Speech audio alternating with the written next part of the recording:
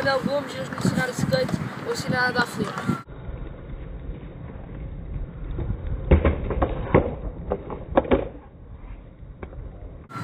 Então eu para dar o flip, meto o pé de trás aqui na ponta do tail, como se fosse dar um óleo, o pé da frente aqui do lado da tábua. Depois bato o copo com força, raspo para dar e cai em cima. É raspar e saltar.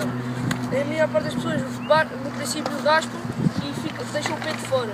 E pensam que é bom, mas não é, porque o que interessa é baterem, rasparem e saltarem para dar.